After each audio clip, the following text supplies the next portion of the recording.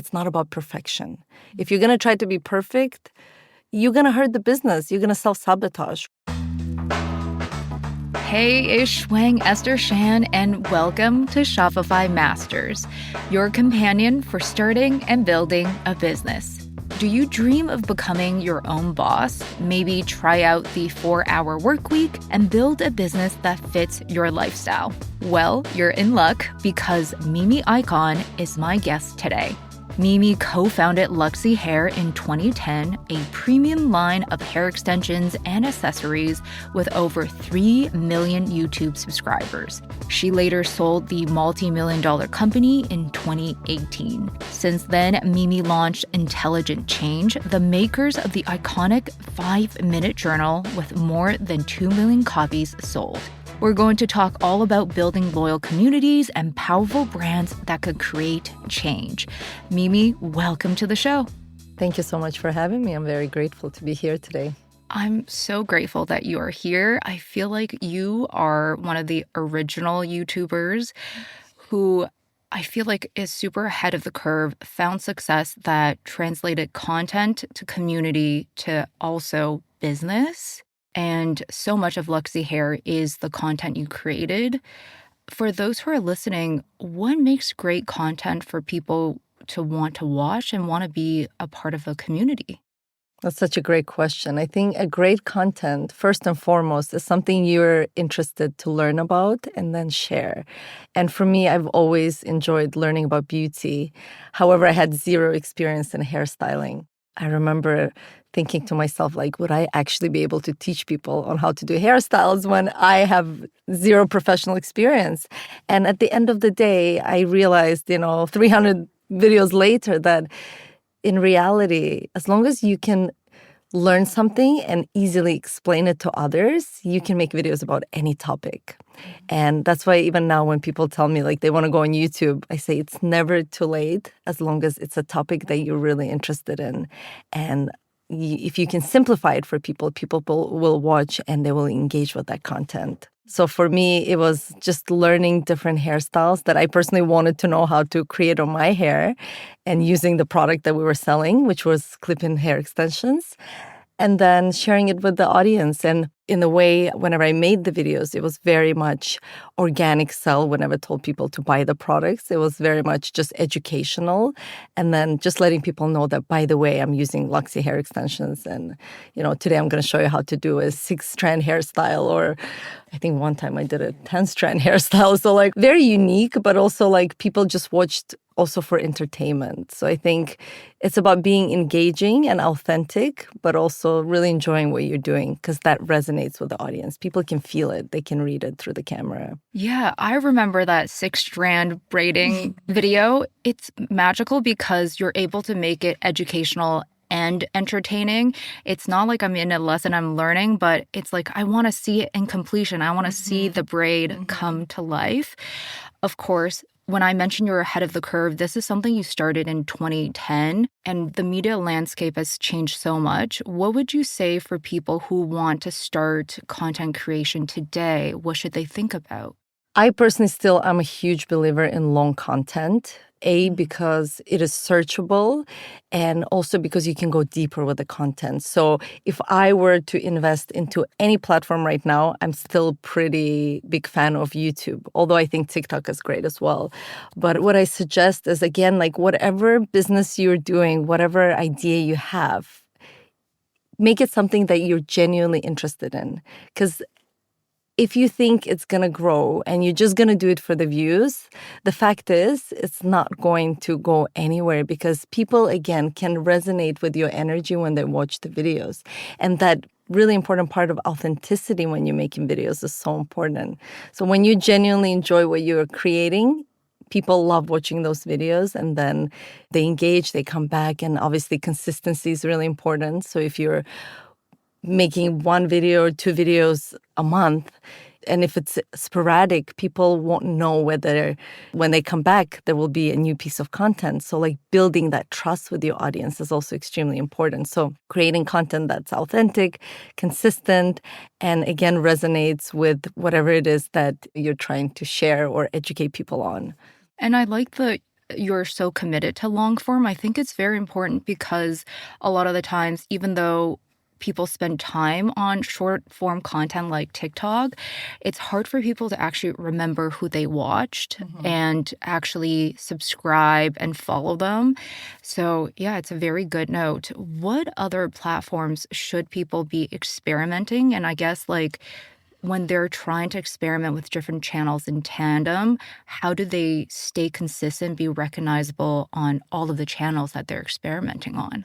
I think organic content is still really important. So, of course, you can make a long form content video for YouTube and then break it into shorter videos for Instagram or TikTok. But I think ideally, if you really want to engage and grow your channel, it is better to create organic content and original content for whatever platform.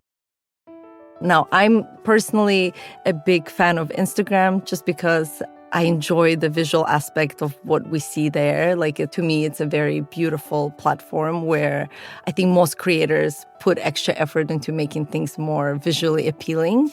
So I personally spend a lot of time on Instagram. But at the end of the day, though, if you're thinking about growing your channel, the algorithm on Instagram is not very conducive to growth unless you do things in a certain way, which right now, for example, is like posting a lot of reels or text. Like text does a lot, like really well right now, like carousel pictures with different quotes or text. So, but it's always changing at the same time, right? So you always have to stay on top of these trends. But I think ultimately it has to be a platform that you personally enjoy using, because if you don't, then it won't be long-term consistent effort, right? So I personally still enjoy using Instagram the most. I'm a consumer of Instagram more than I'm a consumer of TikTok or YouTube. So that's where I have built most of my audience, and that's where people engage with my content. So ultimately, you have to ask yourself, where do you enjoy spending time, and then invest more of your time, energy, and content in that one platform. But of course, you can, let's say, focus on YouTube and then repurpose the content and split into shorter videos or YouTube shorts as well, or TikTok videos. But I just think that ultimately you see real growth when you focus on one platform and really understand what is trending there, what kind of music, what kind of content, which, like I said, is always evolving. So you have to really dive deep and observe, like really become an observer of that platform.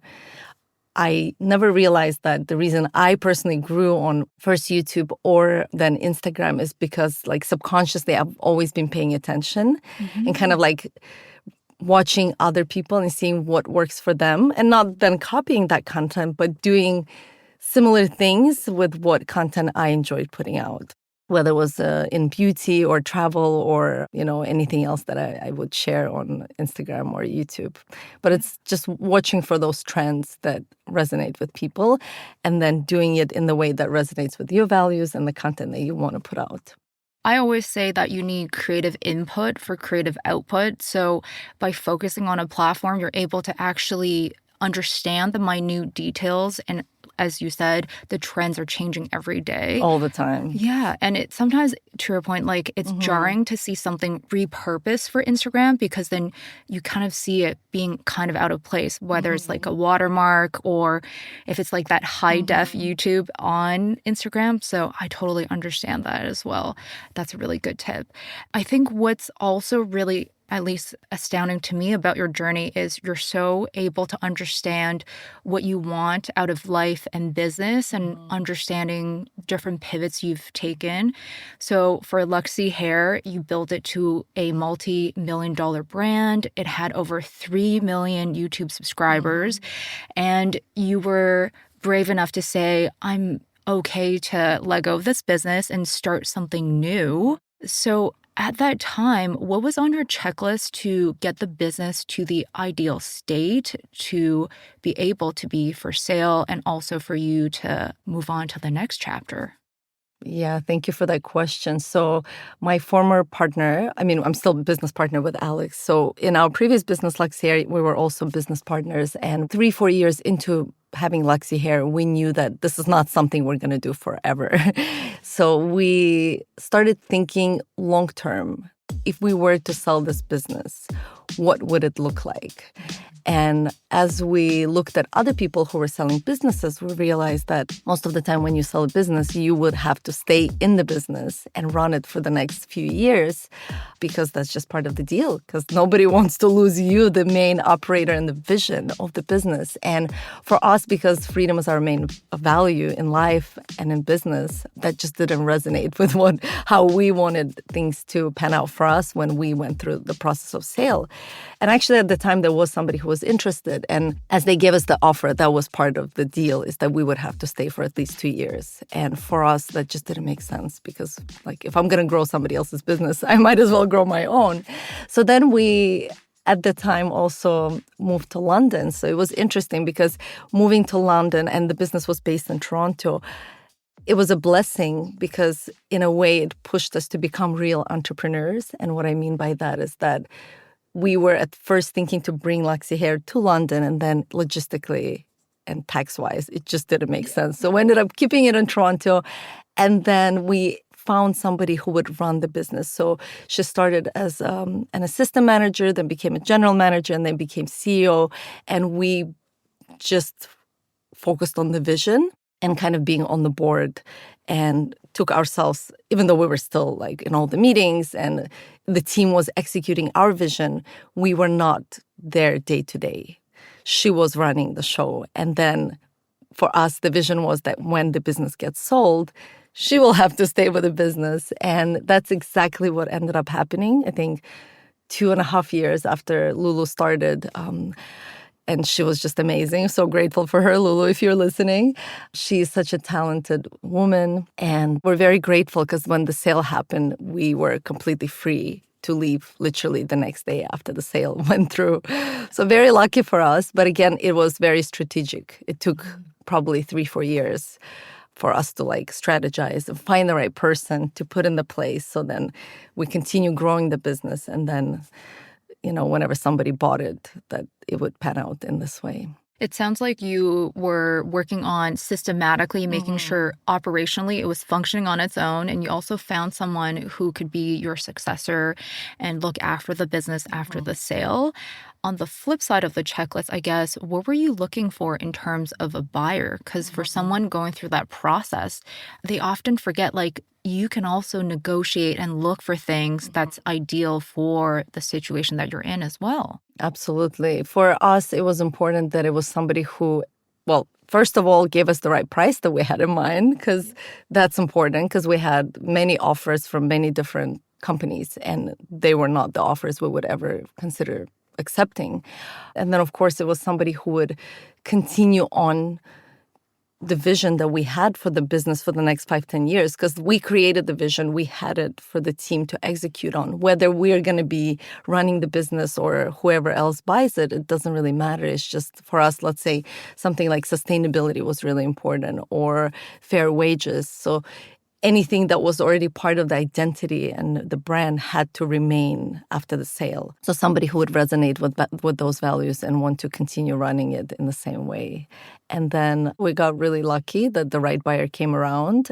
They gave us a price we were not happy with. Then we went back with a price we wanted. And we were ready to lose the deal, because for us, again, it's very important in life not to come from scarcity and come from abundance, and know that when the right time comes, you'll find the right person, the right buyer, the right opportunity. And I think when you come from that place, people feel it on the other side, that you're not playing games, like you're really ready to walk away. And we were. They brought the offer up significantly, and then we ended up getting the number we wanted and, moved on to other things. But yeah, it was a huge milestone, obviously. I think at that point, we've had the business for about 8 years, yeah. It's like one of those, I feel like if we were writing a textbook about this chapter in commerce about YouTube and business, you are a significant maker of history in this chapter. So thank you. Yeah. And I'm very excited to chat about your new business, Intelligent Change. Before first, I'd just like to take a quick moment to thank our listeners for tuning into the show. Wherever you're listening, go ahead and make sure to follow Shopify Masters so you will never miss an episode. And as always, if you have feedback for today's episode, feel free to leave us a review. We love reading them. Thank you so much. It's amazing because you build a business once, you realize you have a different viewpoint on life, and as we all do through chapters of change, and now you have this new business that you wanted to focus on. How did you find inspiration and conviction to actually start Intelligent Change? I love how you're calling it new, but actually Intelligent Change is almost 11 years. I know. You know what? I call it new as well because in a way, we started in 2013, but at that time, Luxy hair was in full growth and Intelligent Change was sort of neglected. It was growing organically, but very slowly. And so we only started focusing on Intelligent Change after we sold Luxy hair around 2018, 2019. The reason we started Intelligent Change, again, was very organic. I was going through a very dark time in my life, in my 20s. I was going through anxiety, depression, panic attacks, and I was just looking and searching for an answer to feel better and get myself out of that darkness. And two things that really helped me on that journey. One was meditation. Vipassana meditation is something I discovered and tried, and it really helped me to learn to cope with overwhelming emotions. And the second thing was discovering gratitude and practicing gratitude. And once I personally experienced the incredible life-changing benefits of using gratitude daily and doing a lot of research on actually how it works, what is the science behind it, we realized we want to actually share it with the world as well. And for us, the idea was never that this is going to lead to this huge business and other products and this whole movement. It was just to create a little practice that is simple enough for us to use daily. Because at the time, we used to do this long 1-hour walk where we would talk about all the things we're grateful for and we want to manifest. And it was great and fun, but it's not sustainable. And it's also something that I think most people cannot do or afford to do. But everybody has 5 minutes a day to focus on the good things that are in their lives, because we all have something that's good in our lives. And again, for us, it was the practice and the habit was so profound that we just wanted to put it in a simple tool. And when we first printed it, I think we printed about 1,000 copies, and we never thought it's going to go anywhere. And we thought, if nobody buys it, we're just going to gift it to our friends and family for the rest of our lives. But at the time, we still lived in Toronto. It was this event, and Tim Ferriss, who actually inspired our first business, Luxy Hair, was in the city, and our previous partner, UJ Ramdas, gifted him the journal. So he gave him the 5-minute journal, and he said, "You're part of the dedication because you inspired our first business. Yeah, we'd love to give this to you." And Tim Ferriss was going through a really difficult time in his life at the time. And he started using the journal. He loved it. And then he's been talking about it for years, literally 11 years. He recently made an Instagram post about it as well. And he featured it in his book, Tools of Titans. He featured it on his podcast so many times because it really helped him out on his journey as well. And, it's been really profound to see how many other people have benefited from using the journal. I think we've sold now more than 2 million copies, and we have about 200,000 active app users. So every day feeling extremely grateful and humbled by this movement. And I love that moment where things come full circle, where Tim Ferriss inspired you guys, and he then is using a tool that you've created. Such a beautiful moment. Did it feel, at all intimidating to have to rebuild from scratch, essentially? Because I feel like anytime you're building a new community that is outside of the realm that you were working on before, you feel like, do I have the authority to actually be able to start anew in this new space? I think it's always daunting when you're starting something new. I was very fortunate because I already had an audience that transitioned with me from Luxy Hair to Intelligent Change. And I think that's the beautiful thing about content creation. When you create content, regardless of what you talk about, at the time I was doing YouTube videos about hair mostly, but some lifestyle videos as well, you build trust. So then if you choose to out of a sudden sell tea or workout gear or anything you choose to, if you have the trust of your audience, people will support whatever it is that you're doing because they support you and they trust you. And that's been a great, I guess, business exercise as well, right? Like to see where we've pivoted from one industry to a completely different industry, and the trust was there and people supported what we did. And, if it wasn't for the audience, we wouldn't have been where we are today. Is it difficult? I think ultimately it's all about educating yourself continuously. What I've learned about Luxy Hair before, as I mentioned earlier, is that you don't need to be a hairstylist to make hair videos, right? And at one point, we had hundreds of millions of views on Luxy Hair channel, and I was the biggest hair channel. And again, I am not a hairstylist. So for me, this was a big wake-up call that it's not about having that authority or education. It's about being willing to learn and then share that knowledge. So then I basically replicated that.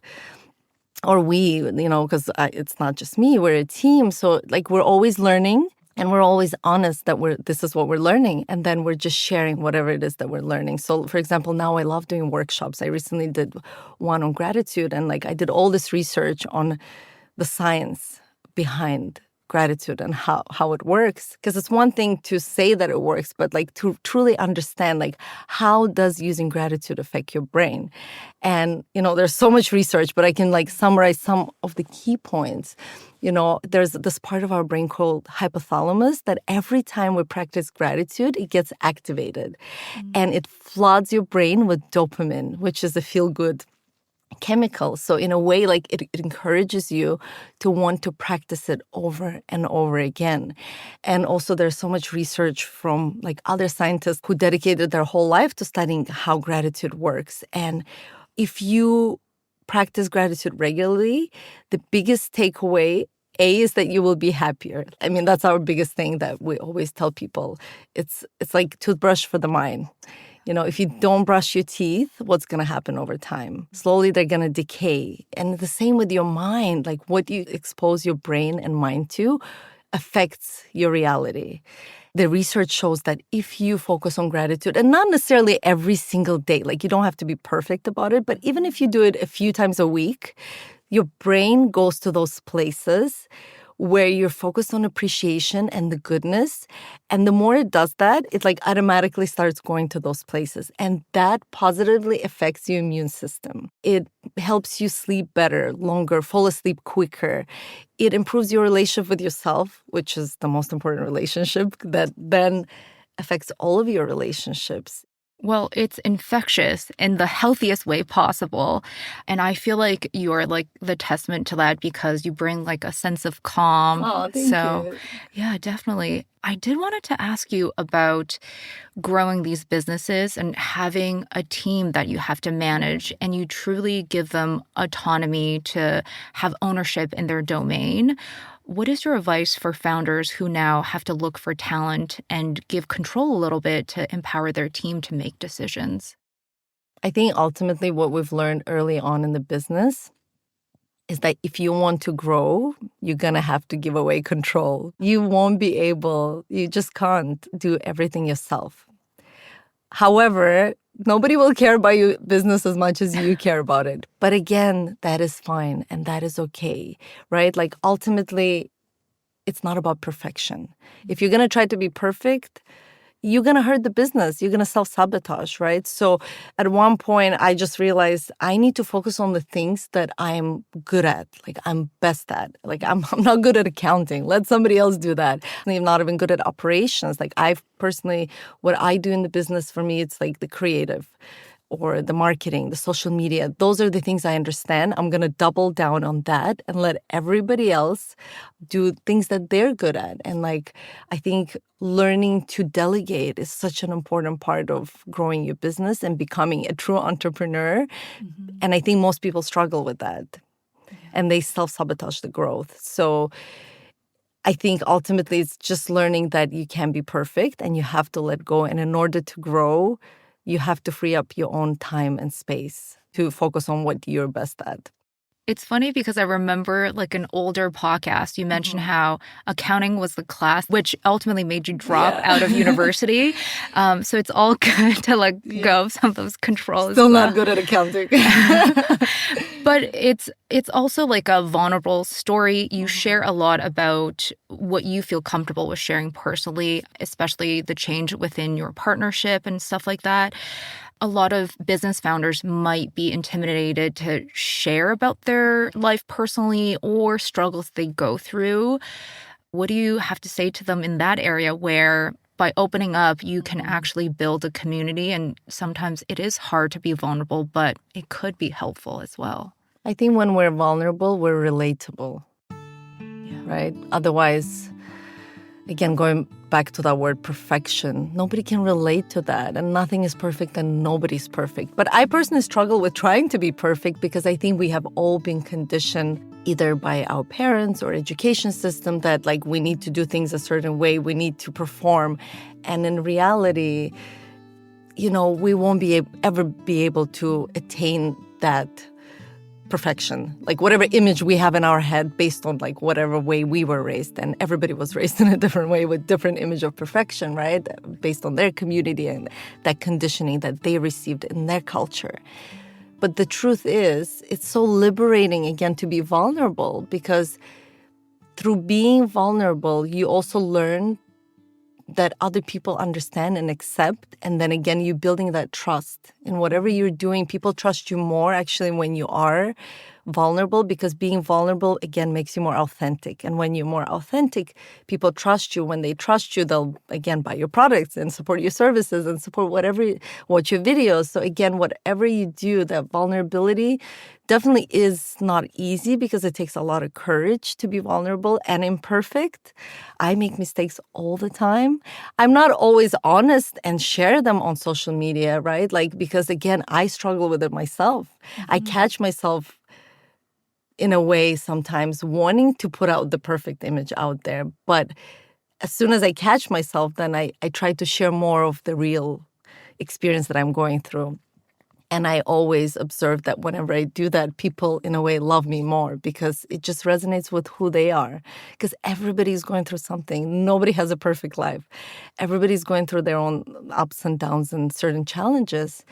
And yeah, for example, like the recent transition that like Alex and I, my former husband, had is that, we've always worked together. We met at a bank working together, then started Luxy Hair, did that for, 8-9 years. And then Intelligent Change is now going to be 11 years. So we're still business partners, even though we've recently separated as a romantic couple. We're continue to work together and support each other and admire each other and wish the best for each other. And I think for many people, this is quite like, in a way, maybe unbelievable because it's not something that they have seen a lot. Like even before when we were a couple, people were surprised, like, how can you even work together as a couple?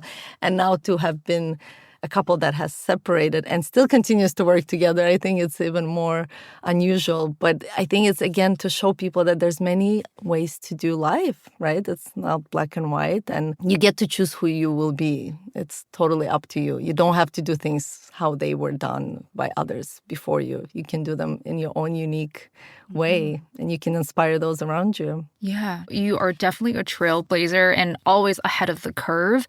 I appreciate you for opening and sharing and loved watching your content over the years. To close out the show, I think this is something that the founders come on each episode, they mention a little bit about is when you become a founder, your business kind of overtakes your life and that just becomes your lifestyle. You're 100% or maybe sometimes 1,000% dedicated to the business. But I feel like for you, you knew how to manage your life and craft a business that actually fits your personal life and have that balance. So this is a tough one or maybe too big of a question. But yeah, how do you make sure you have that balance when you're having this business and trying to have a personal life as well? It is definitely a big question. But I think ultimately when we first started Luxy Hair, we were inspired by Tim Ferriss's book, The 4-Hour Workweek. I think I mentioned this to you earlier when we had a conversation. And for us, that really resonated with us because we were very clear. And I think ultimately to anybody listening, again, we're all different, but I think you have to identify what are your values in life, right? Like for us, freedom was a top value.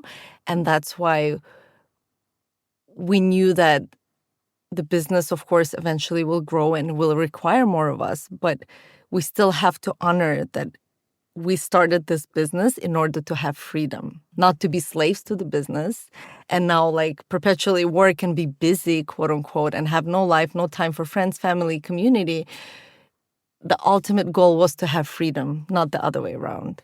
And I constantly have to remind myself of that because it's so easy to be busy and again, try to do everything yourself.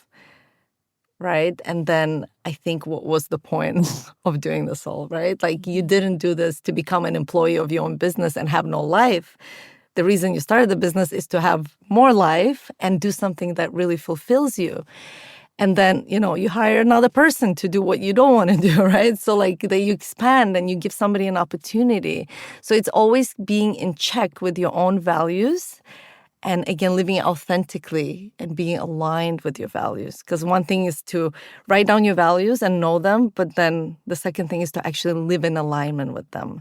And many people might know their values, but they're not living in alignment with the values that they have.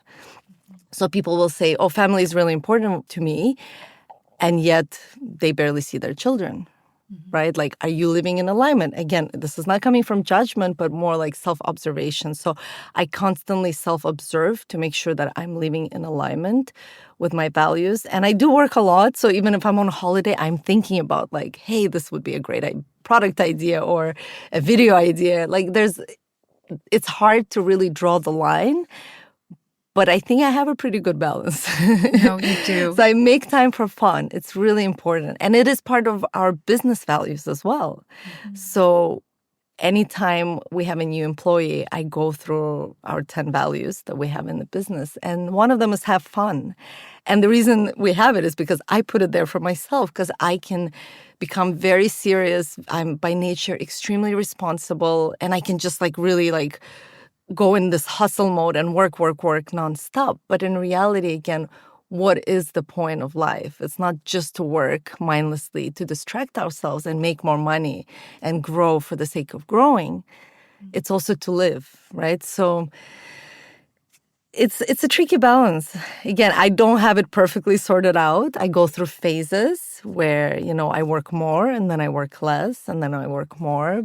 But I think it's about keeping yourself constantly in check and being honest with yourself. Yeah. I think keeping a promise to yourself is the hardest. And sometimes we should keep those promises to ourselves a lot more. So, yeah. Absolutely. Yeah. Well, thank you so much for our conversation today, Mimi. Such a pleasure. Thank you so much for having me. I really enjoyed it. That's Mimi Ikonn, the co-founder of Intelligent Change. This episode of Shopify Masters is recorded at Wardour Studios with the help of Lucy Rowe. Our show is produced by Gogo Zoger and Megan Coyle. Our engineers are Matt Schwartz and Miku Betlam.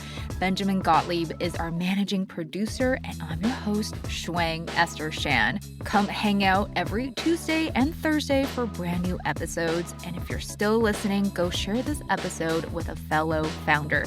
We will catch you next time on Shopify Masters.